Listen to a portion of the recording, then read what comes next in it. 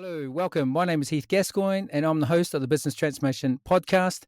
And this is the show for business transformators who are part business strategists, part business designers, part collaborators, and part negotiators who have moved just past design and also includes implementation of those transformations, which means also including stakeholder management, coordination, and negotiation. If you work in strategy development and implementation, and you work to ensure that that strategy is aligned to the business design and technology, then you're probably a business transformator. This is the show where we speak to industry experts and professionals to share their stories, strategies, and insights to help you start, turn around, and grow your business transformation. Welcome to the Business Transformation Podcast. And in this episode, we're talking to one of those industry experts. We're speaking to Keith Straughan, who wears many hats and titles. He's currently the director of Income Consulting, offering tailored advisory board coaching services in education, healthcare, and education technology.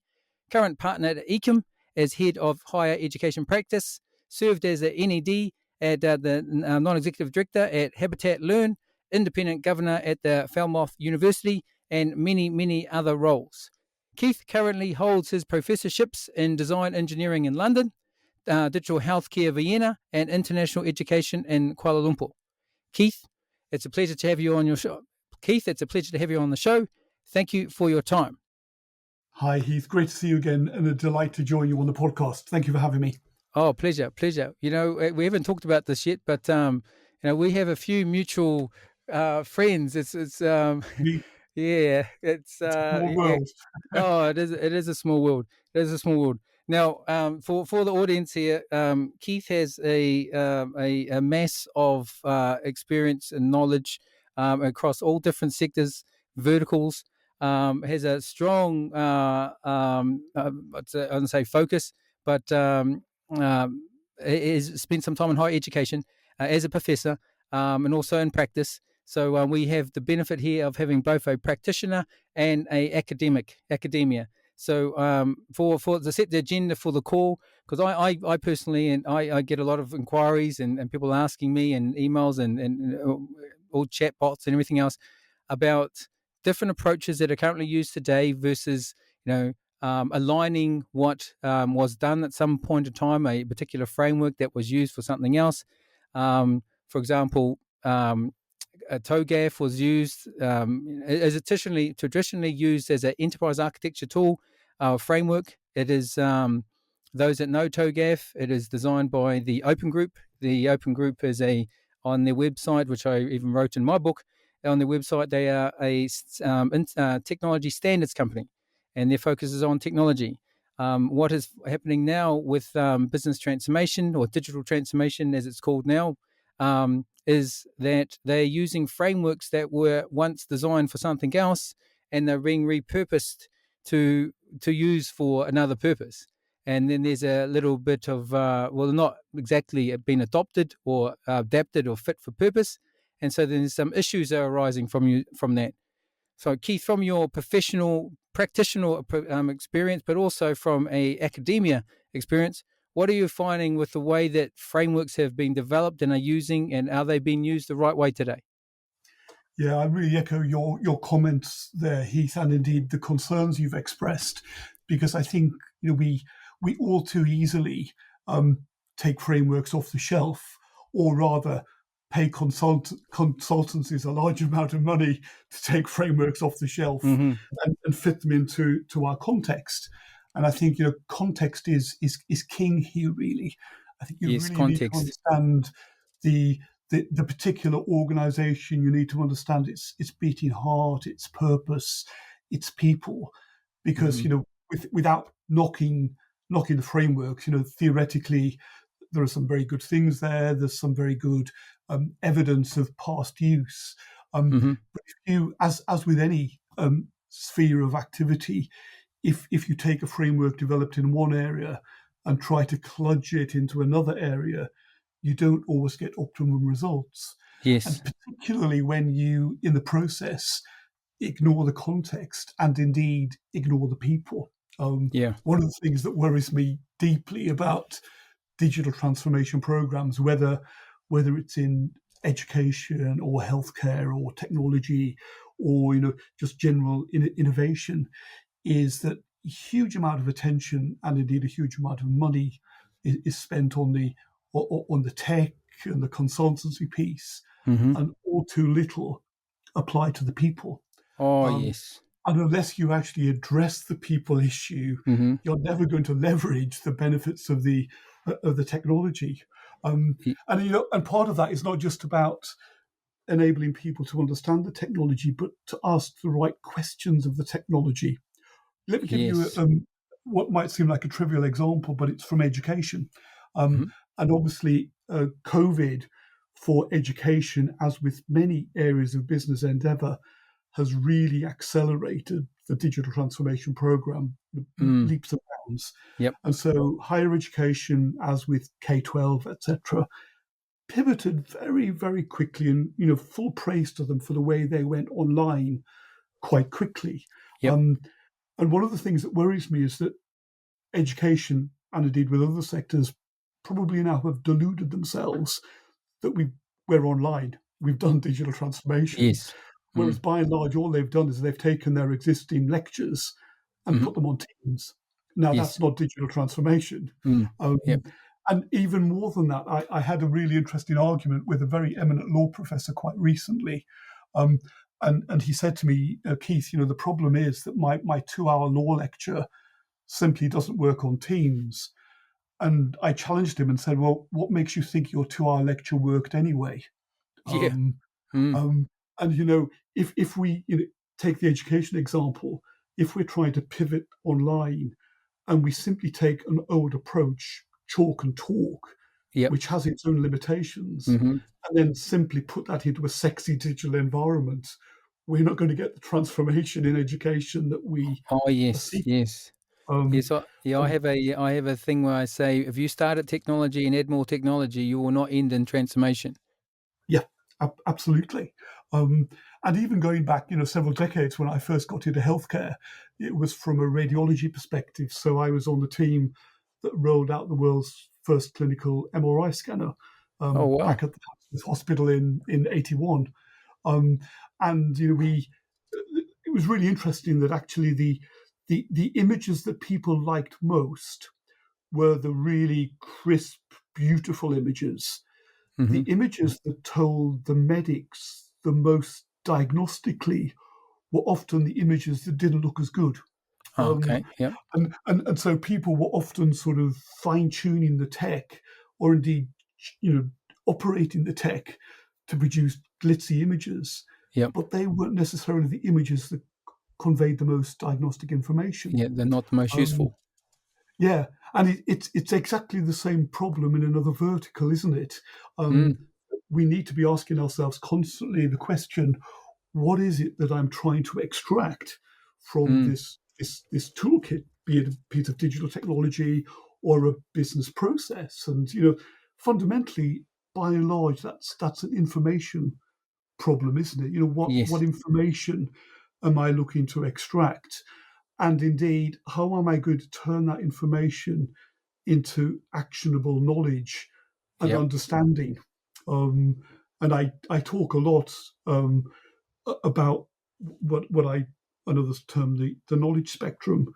So if you imagine a line with at one end data, and in the world today we are just overrun with data. Mm-hmm. Um, Yep. and when we begin Overload. to synthesize that data, we can begin to coalesce it into useful information sources. Yep. So, Google, Wikipedia begin to allow us to do some processing. Um, but actually, that information by itself is meaningless Yep. That's it. until we begin then to further process it and distill it into a knowledge base. Mm-hmm. And as we begin to interrogate that knowledge base and ask questions of it, that then develops an understanding of the context in which we're dealing. And then over time, with experience and often with failure and lots of knocks, Learning. Yep. that becomes wisdom. Mm-hmm. And it Yes. seems to me that actually the job of educators is to take people on that journey from data to wisdom. But certainly in the digital transformation world in edtech, most edtech products spend their time down at the information data end. Um, um, and very few of them, it's beginning to happen now, but very few of them move us up into the knowledge understanding space. But Hmm. actually moving along that knowledge value chain is absolutely key if edtech is going to be transformative. Yep. But the same is true, isn't it, of healthcare? That actually you can have these rich information sources that tell you a lot about the clinical symptoms or the physiological operation of the body. But Hmm. until you turn that into actionable knowledge, Yes. then you can't begin to make decisions and interventions. And you could say the same was true in financial services and so on. And so I think we need to have this sort of background, sort of almost dialogue within our heads as sort of business transformers Hmm. about the knowledge chain Yep. within that particular vertical, within that business, within that bit of tech, and whether we constructed it in a way that enables actionable knowledge and actionable decision making and Mm. impact within that domain. Very Does that good. ring true with your experience? Yes. Yeah. Yeah. I currently we're helping a client now, and they have a process they use for managing their capital projects, and it's now morphed into many versions. And their challenge they have with the business or the business practitioners is that there's a lot of information in this process, but no one else can see it. They're all in Mm, silos, and they can't get any insights, any actionable insights out of that, as you're saying. mm, Any interventions they hear and learn about events very last minute, any actions, and so the quality of the some assessments or evaluations or estimates are not done to the rigor that they would like. So yeah, mm. they're not. The knowledge is a major part, and I think like you said earlier about the people part, um, is that they're not asking the right questions, not Yep. asking the right questions of both the people, but also what of the technology that can help the people. Um, Yes. Yes, on my role, they asked me on this project was to come and digitalize the whole thing, and I said, "Are you sure that's what you want to do?" Yeah. Yeah, you first we understand what the process is first, and then we understand what the pain points are. Then we'll understand if there's a priority to addressing them, and then we might come up for design. And if the one of those things is to digitalize it, then that's probably going to be part of it. But I'm not sure it's all of it. Yeah. Absolutely. But actually, it's so easy to knee jerk, isn't it? We have this business problem. The answer Oh. is digital transformation. Whatever the question is, the answer is digital transformation, Oh yes. and that Yeah. really misses the point. And I'm sure you, like I, have wasted many days, if not years, of our lives, sort of in transformation programs where the correct prior questions haven't been asked Mm-hmm. or addressed. And if you're starting with the wrong context and the wrong specification, the Yep. best transformation process in the world is never going to deliver what you hope it might. Oh yes, yeah, yeah, exactly. When Um, I started with this client, they'd already said that they had developed their true north. What they called it a vision, but I think they were mixed up with a mission at the time. What their purpose was, as opposed to what their one single vision was, their why, what they want to get out of it. And they said they want to have enable the practitioners, the professional experts, to work with some manner of expertise and autonomy and use the expertise. But this vision statement was all about technology, and I was going, if your thing that you want to achieve is all parts of people, process, technology, and data, but you only speak to really the technology element, um, I think Absolutely. you're going to struggle. And they said, Yeah. "Well, we've already done the vision, though." And I said, "No, I think you've actually done the mission." And then so thankfully the client was open to the suggestion to think about it, and then they went back to they workshopped it with the senior leadership team, and then they've come up with a new one now. So it's fantastic, but not a lot of people will do that. No, absolutely. And it's very hard then to retrofit, isn't it? Hmm. You haven't got that sort of foundational level right. Yeah. Always going to hinder you. Yep. Um, Yep. I was Yes. involved in a really interesting program back in the early 2000s at a world leading university. Perhaps it should be nameless. Yep. And Hmm. it was I'm in a university that sort of excelled in the digital space, in the innovation space. Uh-huh. Um, but its own internal business processes were very archaic. Yep. So, for example, its central admin and its individual faculties and the constituent colleges from with where the students were based Hmm. were not linked. Um, Okay. Information used to pass between them by porters riding bikes Oh, with well. pieces of paper.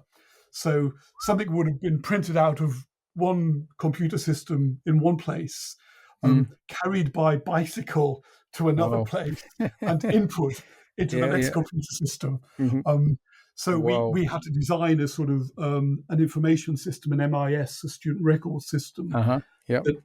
that spanned that. Um, Now MIS specification is normally relatively straightforward, Hmm. but here you had so many stakeholders who took very strong vested positions Yes. that Yep. actually it was impossible to take something off the shelf. It had to Oh, be yeah. Custom. a new build in Oracle. Um, Uh-huh. but actually, it was long, it was expensive, but it was very successful Uh-huh. because we got the stakeholder engagement piece right. Yes. And the Yes. technology piece was a doddle in comparison. Hmm. That was really easy, Yep. challenging though it was.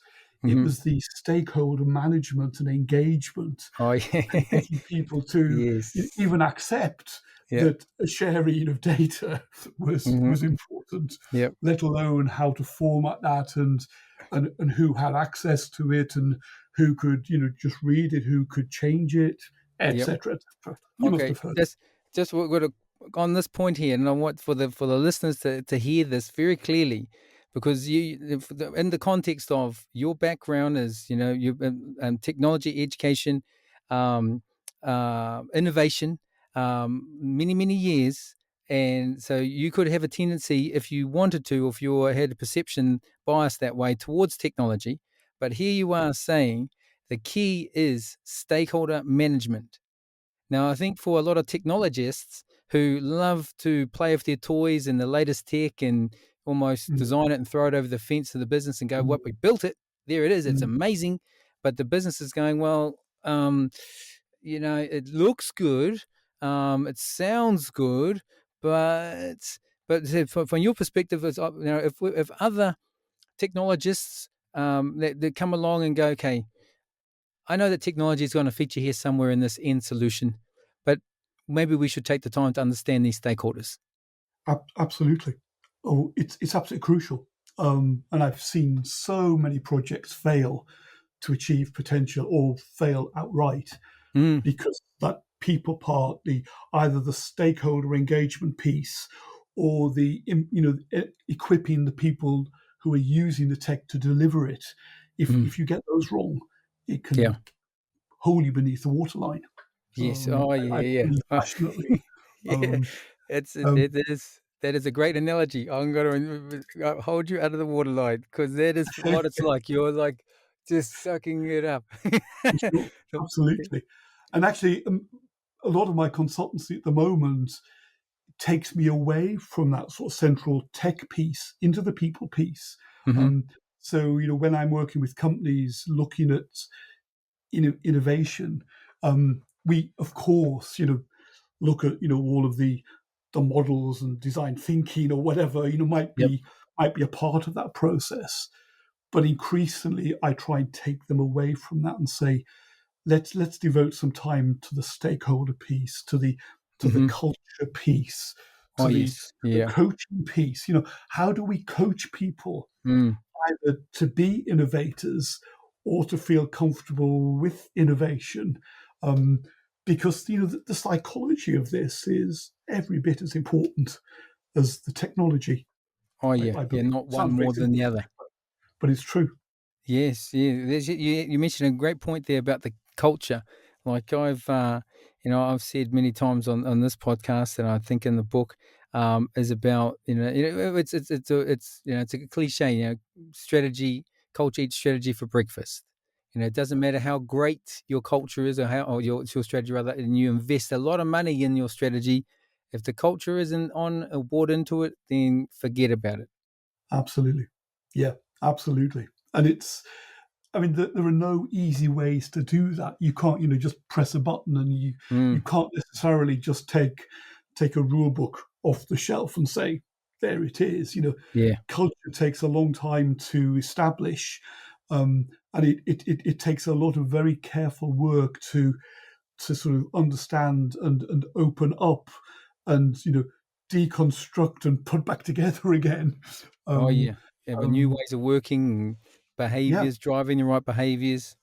yeah, and humans are complicated, sensitive creatures, and Oh, my experience is you can do the brute force and ignorance approach, and sometimes that's necessary and sometimes that works, but by and large, you get much more nuanced and effective and long lasting results if you invest the time in getting alongside that culture, understanding the culture, teasing into it, and yep. enabling people to Oh, own the changes in the yep. culture that are necessary to enable everything else.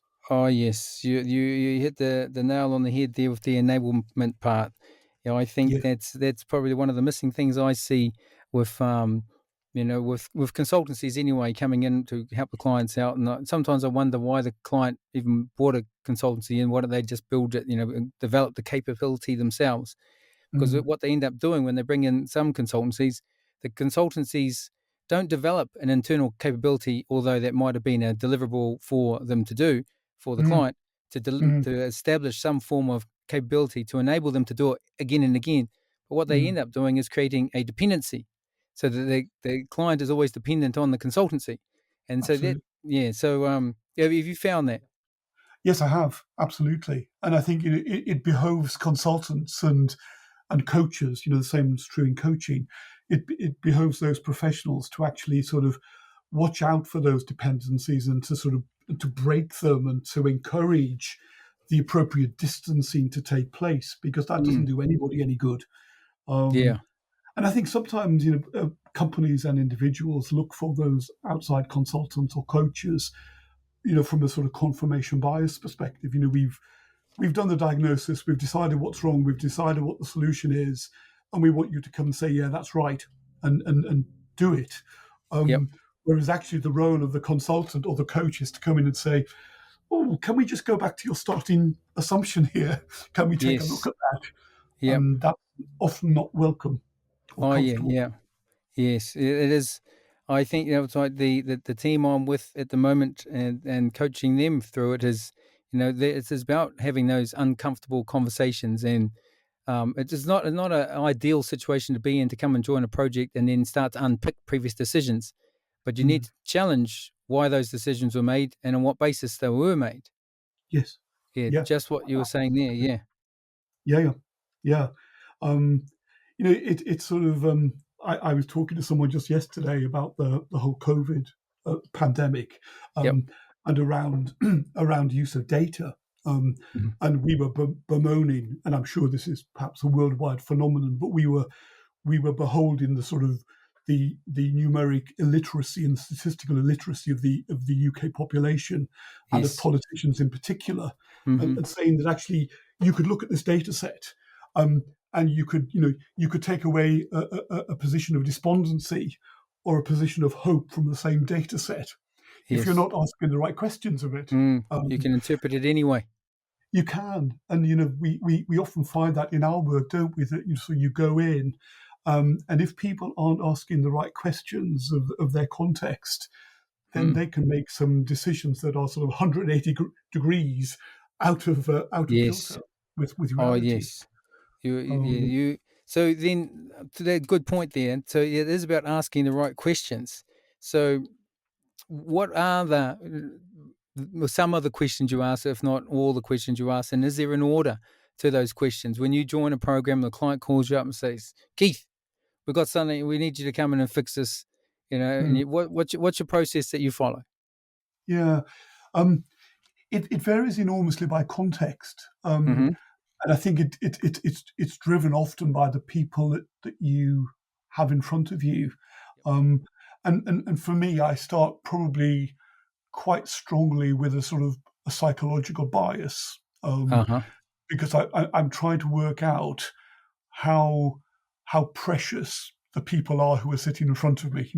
Is there a confirmation bias there where they've already Mm-hmm. really decided what they want, um, and I'm going to then have to tease into that, Yep. or do I have people who are much more secure and open and aware of the known unknowns and aware that there could be some unknown unknowns as well? Yeah. Yep. Um, and if you're operating in that sphere of openness, I think you could begin much more directly with the sort of key questions, which are understanding context. So, where are you at the moment in your business on that knowledge value chain? Do you have good systems that are giving you actionable insights, Insights. Yep. or are you fundamentally limited by the information sources that are flowing to you? Um, because knowing where you are in that spectrum will help you understand fundamentally what interventions are necessary. Yes. Um, I was working with a company just yesterday who actually, it turned out that they had remarkably effective, actionable information, um, but they weren't using it. Oh. So for them, they didn't need me to do anything particularly clever Mm-hmm. around their MIS. The data was there. Yep. They was either not aware that it was there or unaware that it would answer the questions they were asking, Mm-hmm. or in some cases, they didn't even know the questions that they had to To ask ask. of it. Yeah. Um, and so I think the toolkit that you deploy in these situations is so context specific, Mm-hmm. but fundamentally people weighted at the outset. Um, so I spend quite a lot of time at the outset of a sort of an assignment like this, getting under the skin of the people, Okay. trying to understand them and their level of security and insight, um, whether they understand the business, and to give the example you gave earlier, whether there's real alignment around the vision and the mission, or do you talk to different people in the organization to get very different responses? Yes. So Yes. in effect, people are asking for different things from the transformation process, and which are the right things. Mm-hmm. Um, but I think if you get that bit of the process right, Yep. and in my experience, it's rare that you can run into one of these projects and go straight in with the sort of strategic questions and the technical questions. Yeah. It's Yep. a Yep. lot of the time is around the relationship building and the trust building and Yes. understanding the stakeholders and their relationships and the vested interests and the hidden Oh, yes. agendas. Um, and actually, once you begin to tease into that, I think you're much better able to ask the right questions, or rather to ask the questions in the right way that's Yep. going to elicit more honest and open responses. And out of that, you can then do if you like, the functional specification. Um, but I would only sort of begin to do the functional specification of the task in hand once you completed that process. Yep. Okay. So And I relationship building, trust building, yeah, stakeholders, that were identification management, stakeholder and then engagement. Yeah. engagement, and then see what their vested interests. If it's a Mm, political, not say government, but political, organizational, political power plays or empires that are getting built or want to be protected. So I think probably the biases will be coming in there because people want to have protect certain territories, if you like, in the organization. yeah. I've seen that on Yeah. one For sure. assignment I had for a big bank. You here in UK, they wanted to outsource some roles to India, and the C what would he be, the COO in India, who had 400 headcount, who was just rubbing his hands, looking forward to inheriting some more staff. He's going, great, there's new roles are coming my way, fantastic. But he said to me, he said, although although I stand to make the most out of this and my empire grows, which means in terms of bonuses, it looked and mm, everything is very good for him. mm, But the for the service that we want to provide to our customers and also our partners, for us being where we are in India and the lack of expertise, we'd need to headhunt from our competitors, and we don't have a land location, so we have to buy. We need to custom build. We are many years behind our competitors here, so it was going to cost us a lot of money. And also the time zones that operated in India Standard Time versus other parts of India operated in Greenwich Mean Time. So he yeah, said, we're not going to have an end-to-end workflow. And he said, as much as I stand to gain from this, I recommend you do not go ahead with it. yeah, yeah. Yeah, That's a and great promise. yeah, and I was like, whoa, this is the guy that stands to make the most. And I said, that is very rare. And I said, wow. So yeah, my recommendation was based on that and his, a lot of other stakeholders dealing with the stakeholders. Mm, Yeah, not to go ahead. But that was very rare that I think you get an opinion like that. yep, yeah, yeah. I was in a situation recently where one of the key stakeholders in the business basically was saying to me, fundamentally, the right answer is to get rid of me. We need to construct things so that I'm no Yeah, longer necessary. yeah. And I know this was an Well, individual who'd done the same previously, and that's a very special person oh who's able yeah. to separate their own personal interests from the interests of their business or their organisation. Mm, And I think there's another part of this, Heath, which I'm sure we good consultants do instinctively, but I always try and sort of make sure that I'm regularly checking this. Is that in just the same way that the clients can have a confirmation bias, yes. so can I. Mm-hmm. And I think we need to be very careful when we go into a situation not to sort of pre-diagnose and go in thinking, oh well, I know what the solution is here. Mm, Um, we may be right, and it's okay to have some starting assumptions to kind of get us ranging in the right place, yep. but the actual answer might be something quite different.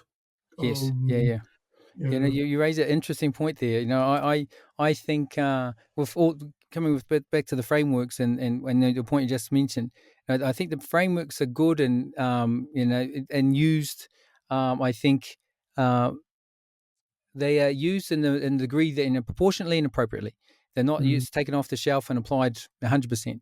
So the skill there is, or the issue is the skill of the consultant or the skill of the business transformator, not necessarily the how good or bad your framework is. It's a mm, skill of that practitioner to apply those different frameworks proportionately and appropriately. it is. Yeah, I think that's absolutely right. Um, and I think the tendency is that because in many of the contexts in which we work, the solutions are very complex, Mm, and the technological implementation is very complex. But sometimes, as you alluded to earlier, the right solution is the low tech solution, yeah. and to be able to step back from that and say, actually, you really don't need this. Mm, You've already got what it takes, or we just need to reconfigure what you've got. yes. Um, and the big sexy digital spend is not always the right answer. Yeah, yeah. Like I try and impose or impress on my colleagues about when we can see that if we could deliver this thing in 6 months or 12 months as opposed to 2 years or 3 years, let's Mm, just do it in 2 years or the short amount of time. We don't need to try and fatten out the work, if that's the mm, word, mm, so that we can stay longer and bill more hours. It's like if you deliver this for the client will transform, and they'll have a new problem to solve once they have transformed. Then yes, there's the business organization is always changing, so there'll be another transformation coming up. Don't you worry. But to precisely. spend 3 years on the same thing and get nothing, uh, Yeah, yeah. yeah, have you found that? Oh, for sure. Yeah. And, I think sometimes, and it's a great temptation, isn't it? Because many of us are perfectionists, and as Hmm. professionals, Yep, we want to, rise to the pinnacle. But yep. I find myself often having to say to organizations and indeed to individuals, good enough is good enough. Oh, Um, you said and another great quote there, Keith. Good enough is good enough. That's it. Good enough. I think that is missed by a lot. yeah, Yeah. Um, and I'm using that phrase an awful lot within my executive coaching. So aside from a transformation issue, just working with C-suite Mm, and senior directors, who are understandably and constantly questing after excellence. And there are mm, times when in business, as in life, we need to be very pragmatic and say, yeah, I could really sweat this asset and squeeze an extra few drops out of it and yep. spend a huge amount of time and fortune in doing so. Hmm. But is it worth it? Is Mm. good enough is often good enough. Yes, yes. Yeah, that is And it. the Yeah, wisdom is knowing when. yeah, who's good enough for who? Yeah, the Yeah. you said a good point there about the excellence. I think that's I don't know what's the word, a misnomer, that it's a Mm, term thrown around almost like business transformation, digital transformation. mm, What is digital transformation if you're just replacing your legacy general ledger system and now reinstalling an SAP relational database? Was that a transformation, or you just do a new system upgrade? yeah, No, that's right. yeah. Are we talking Yeah, digital transformation, or we're just talking system upgrades here? And when you're yeah, changing the business, maybe the business model is changing, or maybe the capability, it doesn't change, but how you might have automated it, in some way, fashion. Now the how's changed. It's like saying excellence. So how are you going to pin down excellence? What's yeah, excellent? If everyone's trying to be excellent at everything, I'll tell you how much excellence you're going to get. mm, yeah, You're going to die trying. Yeah. yeah, for sure. Yeah, and going back to my knowledge spectrum, Yeah, I love that that. that's where the wisdom bit comes in, isn't it? Knowing when good enough is good enough, knowing when saying, yeah, I Oh, could fine tune this. I could be an F1 team, and I can always tune that fraction more out of that engine. yeah, But actually, is it going to make any difference to my overall performance? And is my investment as a business in fine tuning that output really going to affect my EBITDA? yeah, Or is the amount that I need to spend to achieve that going to wipe out the advantages? yeah. Um, and that requires great wisdom, I think, on Hmm. behalf of consultant and The and the client. home team, and Mm, and the clients fundamentally are the people who need to make that decision. Who's yeah. it's not for us to say when you're good Oh, enough is. It's yes. for us to equip them to make Oh, those decisions for themselves. yeah. You said a great point there, Keith, because I think a lot of clients, they get, I'm not sure if the word is threatened, or they feel threatened, that they feel Mm, that the consultancy is making the decision for them. And whereas it's actually the consultancy is more likely presenting options or recommendations for the client to make the decision. yeah, But the client is seeing it as, it's not our decision anymore. You've made it for us. So, that's right. whoa. Mm, yeah. And once that mindset is in play, it becomes very hard to maintain Yes. any sort of trust in that Mm, relationship, and things often don't end as well as they could. And that's why I keep coming back to the culture and the people piece. That yep. it's ownership for them is fundamental. Oh, yeah. Because Yep. they're not commissioners to go off and build a Think for car and them. give us the Mm, spec. We're giving them something which is theirs to own. They've got to inhabit it. mm, Um, and it's a bit like, I guess, the difference between a house and a home, isn't it? We as consultants could put the framework up there.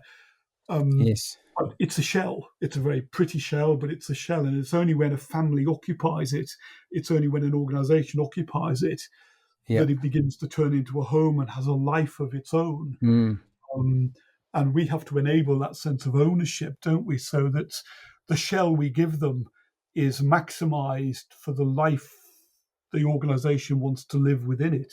mm. Um, Yeah, that's a great analogy. A house and a home. I haven't seen it I haven't thought of it that way, but that exactly as it is. mm, Might provide that structure, but without yeah, them being able to work within it, and the way that they want to, that allows them to perform in their best, achieve what they wanted, their vision, purpose. Then, yeah, otherwise it's we like empty rewards. yeah, absolutely.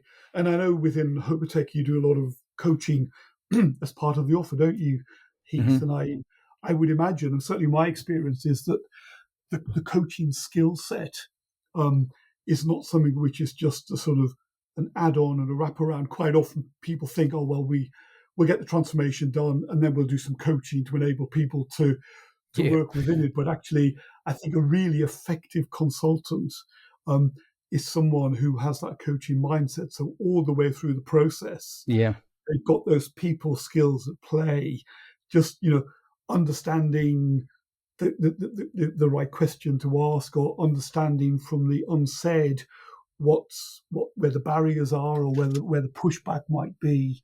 Yep. Um, and it sounds as though I'm pushing the people piece way too hard, but I think it's so important Oh, yes. Yeah. to Yeah. recognize culture piece is an important part of the whole thing. And maybe Yep. we need to come up with an L word for culture, because I know you've got your three L's in your practice, haven't you? Yeah. Yeah. Maybe we need an L for culture Yeah, of some kind. yeah, I could come up for a new one. So the layers, language, and levels.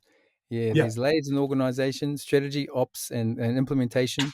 They have a level of detail, high level, mid, and detailed. And then the language they use is different language. yeah. Yes, absolutely. Yes, we need one for culture. Absolutely. What can I come up with for culture? Well, Um, maybe culture wraps around the whole piece. Maybe the wh- C wraps around the three y- L's, because yes, in some could ways, I guess maybe they define the culture. Yeah, that's how I describe when people look at the Vision map, and they'll say you got your vision, your strategies, objectives, and measures. So where's the mission? And I said, well, the mission would actually be wrapped around the whole thing, because every Mm-hmm. part of what we're doing is for the purpose. That's the purpose of what we're doing here while we're here. Yep.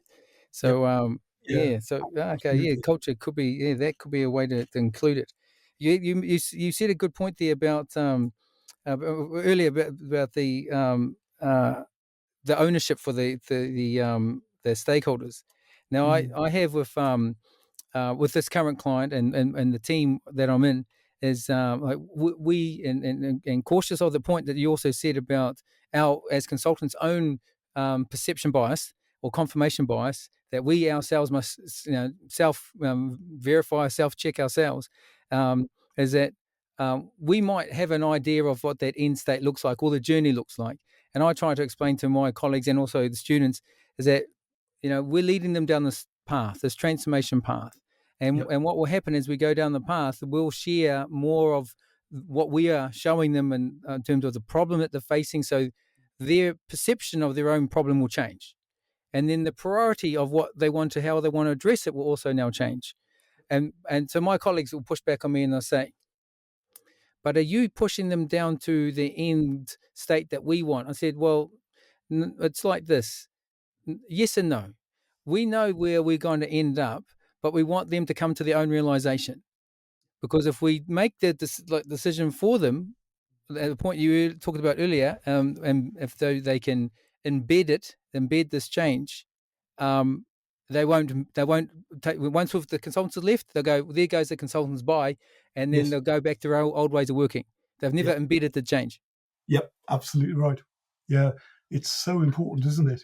Oh, Um, and yeah, I think it's also very important that as consultants and coaches that we feel sufficiently confident and self assured mm-hmm. to be able to step away and saying, Yeah. I think I'm the wrong person for you. I don't Mm. think I necessarily have the skill sets, Yeah. or maybe I've fixed this sort of problem too much, and I'm now just thinking in a certain way, and maybe you need a fresh Yeah. voice. Mm. Um, which is why I really like working in teams, because I think it's really helpful as consultants that we can actually argue among ourselves and bring fresh insights and say, no, I think you're reading too much into this, Keith, or have you thought about this? And I Yeah. think that produces some really good results. Yep. I just on that, on that point of teams, like I think in culture, I'm a big fan of the a lot of some of the collaborative work and workings. But now everyone's working from home. Yeah. We've almost made it a rule now that we must have at least one day, probably now two, into the office, because when we get people in the office together and the collaborative work that we've Mm. done on whiteboards and whole walls, whiteboards, is that we've just done leaps and bounds of heads apart of what we thought we would have been. But now we're working from home, and people go, "We've got mural boards," and I go, everyone's using murals or mural, and I was going, I think there's no spokesperson for culture here at the moment, and the culture is the silent victim. Yeah, absolutely right. Absolutely right.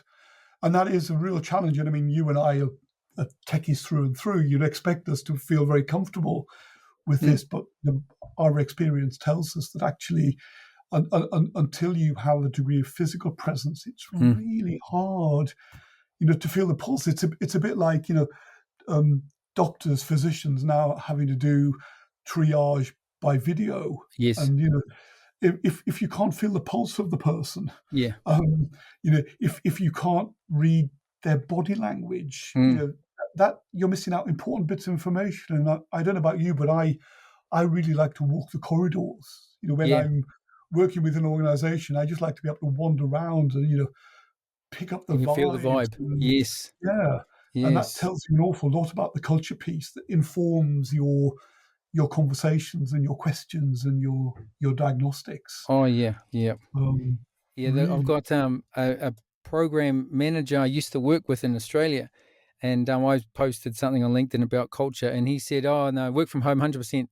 We're only going to come together for a meal." And I said, "So why don't you just have a meal on your laptop on the screen?" "Oh no, we need to be in." So you think you need to be in the same room beside each other, having a meal, sharing a meal, but you cannot be in the same room together, working on some piece of work collaboratively together. Yep. Can you not see how those would be similar activities, but you put more value on one than the other? Yep, absolutely. And actually, sort of the first businesses that I spun out when I was on the faculty, and my patents, they all found their life over a beer in a pub. Having casual conversations. Not that I drank a lot of beer, but it's sort of, it was in that environment where you suddenly sparked, and A plus B now equaled F. And this crazy idea was just pitched in, almost as a laugh. Well, we could do this, couldn't we? And all then of a sudden you think, yeah, we could, couldn't we? And you're kind of asking the unaskable questions and challenging orthodoxy. Sometimes that challenging of orthodoxy is most effectively done when you're in a social setting, because we're social animals and we perform differently in those settings. And that's a good challenge of sorry, go ahead. Challenging orthodoxy is, I think, a huge part of the transformation process. Asking the questions that are identifying the elephants in the room, or asking why do we do it that way? And often it's because we've always done it that way. But why? And that's where you begin to get into some really interesting territory. Oh, you said that you hit the nail on the head there, Keith. The elephant in the room. With this current client, they have I won't say any names, for to protect the innocent. So they have this one capital project management process for managing their capital projects. It was one project, and now it's morphed into 10 or 12. And so that my remit was to harmonize them all together and then digitalize them. And I asked the two questions. Are you sure they separate? You want to harmonize them because they're probably separated for a reason. And that reason was probably they weren't fit for purpose. So everyone made them fit for their own purpose. And if you digitalize this, what you'll actually be doing is you're just going to be faster going to the wrong place. You are actually aligning the deck chairs on the Titanic. And my team, I never said that in front of my team. I said it to the client for the first time. And they, after that call, they said, the funniest thing we've ever heard, what Heath said on that call, that we are moving the deck chairs on the Titanic, and they should have seen the look on their face. But the client came back and said, Heath is so right. This is exactly what you're doing. I said, so when I said, so now I don't think what you called this project optimization project. I don't think it's an optimization project. I think what you're doing with these capital projects that you're investing £500 million in is that you are actually, if you do it right, you are actually going to create or enhance existing business capabilities that do two things. It will stay with the business and make money, mm, or it stay with the business and lose money. But if yeah, you do it well enough, it will stay with the business and you can reuse it again and again. And instead, what you'll be doing as you're making these projects, you will be shifting the ship, mm, changing the direction. And they said, "Oh, yeah, that's what we want to do." I said, "Okay, so if that's what you want to do, I don't think we're going to call this project optimization. We need to call it transformation." So, yeah, that's a good one. I said, "Okay." And now we've agreed on that. Now I'm going to call out the elephant in the room. Now that it is a transformation, just so we're all clear, transformation projects have a notorious track record. 70% of them fail. So we're up against it from day dot. So yep, the four causes of project fail or transformation failure: lack of business user involvement, which we've talked about a lot here, the yep, lack of senior leadership support, changing absolutely. requirements, and incomplete requirements. And I said, you asked me to digitalize this process. Now, just to be clear, all of these four failures has got nothing to do with technology. It's all to do with people. Yes. So the main problem is a psychological one. So Mm, who have you got there? And they started going, you know what? We don't actually have the senior leadership support. Oh, we've yeah. got good engagement with the business. Changing requirements. How do we manage that? I say, well, this is the problem. This is what we need to solve. But you said it. Mm, The elephant in the room was the yep.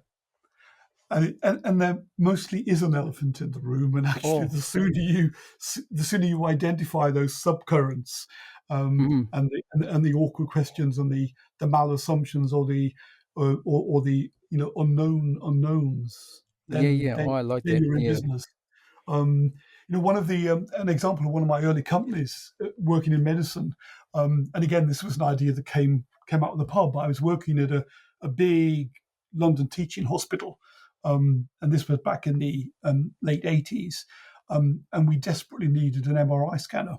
Um, and then there were 5 scanners in the UK or something, and 50 in Chicago by way of contrast. And we tried to get the hospital to buy it. We tried research grants. We tried charities, the health authority. No Mm-hmm. one was going to buy it. And then one day in the pub, I said to one of my clinical colleagues, "Well, why don't we just buy it ourselves?" And that Mm-hmm. was challenging the orthodox.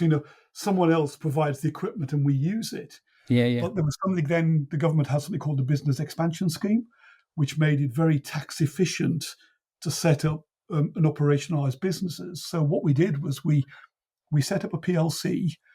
We got all of the consultants in the hospital to raid their piggy banks and, throw in 50K, 100K, because, they could afford to do that. Uh huh. We went out and bought the scanner.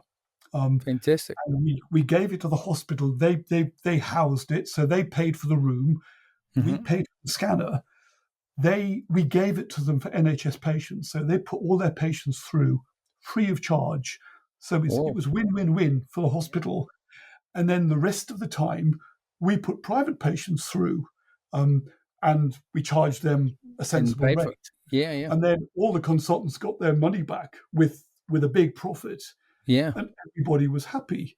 And Great. so that turned out to be the first PPP in the Oh, country working in the medical imaging domain.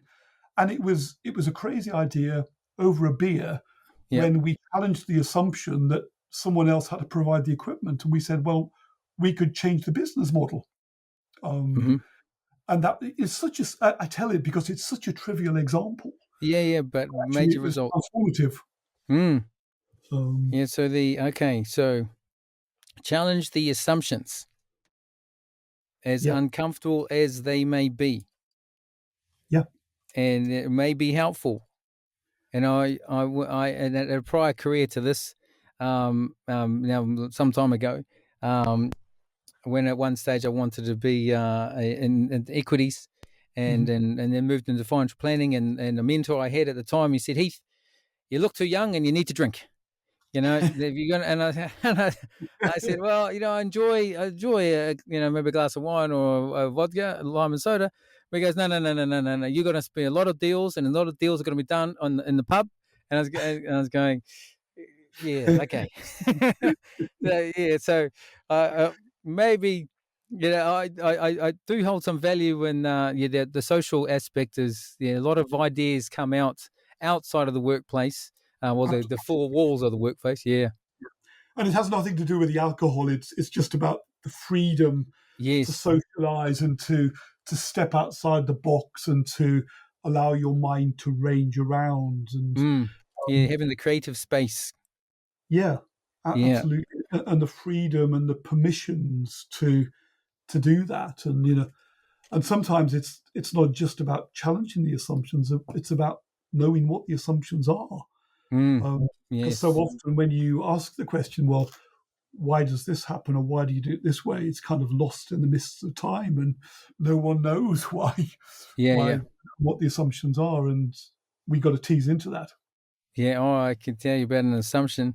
I had did a UK government project, 53 locations around the country, and I said, okay, I said to the sponsor, this is the approach we're going to follow. I recommend we follow, and we got a baseline, the current operating model, and he turns around and said, Heath, I know you understand your process and I understand logically why we'd need to do it, but I want you to start at number 5, design. And I said, so you want me to design it off what exactly? What's your current state? And he goes, Heath, there's 53 sites around the country, and they do the same thing 53 different ways. I said, great. Just give me one. Just give Absolutely. me one. We'll call it the baseline. Some it's going to be aspirational for others, and some it's going to be below par, but it's going to be an agreed best practice. And so there's no challenging of why they do anything. It's just this is how they done it. I was going, Absolutely. whoa. Yep.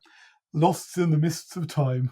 Oh yeah, yeah, and that actually, when I delivered that project at the end, everything in that organisation is recorded, minuted. There's a minute taker, and it was all official. And so he asked the minute taker to pause and said, "Make a special mention." And he said, "Look," he goes, "I want this to go down here. Heath, you did an immaculate, amazing job. Not only you gave us our the target operating model and roadmap for implementation, but you also did the impossible. You documented the undocumented business. They've Yep. not had this documented in 20 years." And Yep. I said, Absolutely and right. yeah, it's like, how could businesses go like that? But it happens, right? It does, absolutely.